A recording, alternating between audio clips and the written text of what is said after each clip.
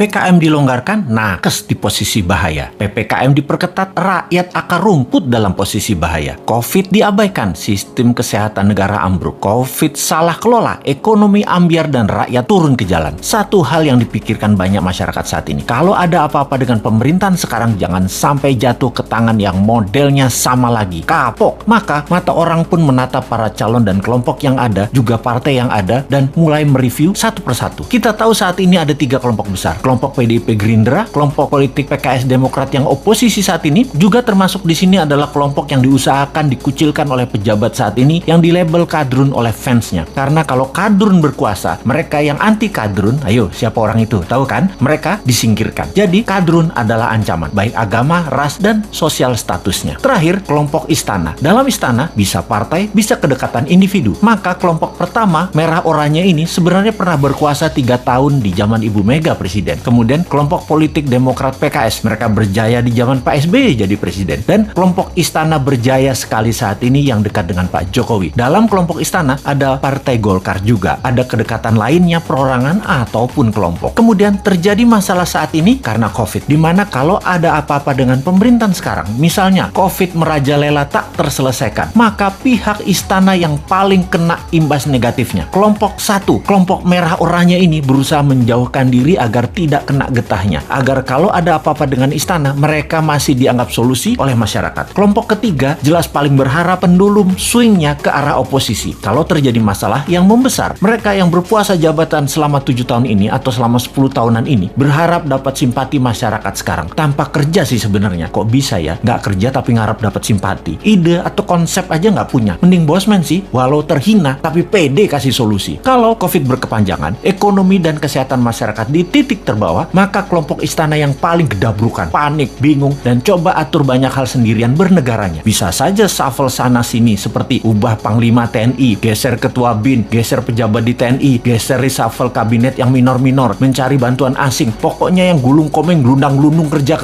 ya kelompok istana ini. Yang oposisi memanfaatkan ini semua dengan memberitakan hal-hal yang buruk di sekitar istana dan pejabat terasnya. Oposisi ini, 2 partai utama Demokrat dan PKS ditambah pasukan yang dicap kadrun, yang dicap jual agama. Itulah mereka para oposisi. Di posisi 1, mereka siap-siap ambil peluang juga agar kepercayaan masyarakat tumbuh ke arah mereka. Juga tidak dipersalahkan atas kesalahan kelolaan COVID dan jatuhnya ekonomi karena istana yang paling bertanggung jawab. Kalau istana berhasil melewati masa pelik ini selama 3 tahun ke depan, posisi 1 dan posisi istana berusaha memainkan dongeng kesuksesan ini untuk bekal 2024. Kompak lagi mereka. Singkatnya, saat ini yang namanya politikus sisa, banyak yang masih diam-diam baik untuk ambil posisi. Mau miring ke istana atau mau ikut oposisi dengungkan terus kejelekan istana, nggak banyak actionnya mereka ini. Mereka ini seperti Nasdem, P3, PAN, PKB, Hanura. Partai-partai miring ke istana ini juga terasa sekali mereka lagi ambil jarak dengan istana sekarang. Deket enggak, jauh enggak, bantu enggak, ngerecokin dikit palingan. Inilah peta saat ini kalau kita persingkat. Nah, kita sekarang ke depan bagaimana? Kita sekali lagi ingatkan, 3 posisi tadi yaitu kelompok pertama merah oranye, kelompok istana, dan kelompok oposisi. Ini petanya kita tarik ke belakang. Kita lihat 20 tahun terakhir ini. 3 tahun Ibu Mega, 10 tahun Pak SBY, 7 tahun istana saat ini. Total 20 tahun. Kemudian kita list daftar calon pemimpin 2024. Para calon yang ada saat ini adalah datang dari ketiga genre politik yang ada. Sebutkanlah satu persatu. Pasti mengacu ke salah satu kelompok. Misalnya, Pak Prabowo masuk kemana? Sudah tahu kan? Pak Erik misalnya masuk kemana? Pak Ganjar, Pak Anies, Pak Ridwan Kamil masuk kemana? Jelas ya? Ini pertanyaan new mind sekarang. Apakah dalam 20 tahun terakhir negara Indonesia jadi negara superpower? Apakah Indonesia jadi negara yang ditakuti dan disegani di sekitar kawasan? Apakah Indonesia jadi negara tidak import lagi dan menjadi negara produsen kelas dunia? Apakah pendidikan Indonesia terbaik di dunia saat ini? Apakah sumber daya alam Indonesia masih utuh atau sudah mulai habis tanpa membuat Indonesia jadi kaya? Bener nggak? Pertanyaannya sekali lagi, yakin masih mau sama mereka yang model kelolaan negaranya pasti sama seperti dalam 20 tahun terakhir ini? Yakin masih memilih orang yang di etalase itu semua? Berani nggak ambil yang baru, yang beda, yang timnya kuat di dalam dan di luar negeri, yang bukan genre bernegara ala 3 kelompok yang berkuasa, yang akan menyatukan semuanya di bawah kekuatan yang baru?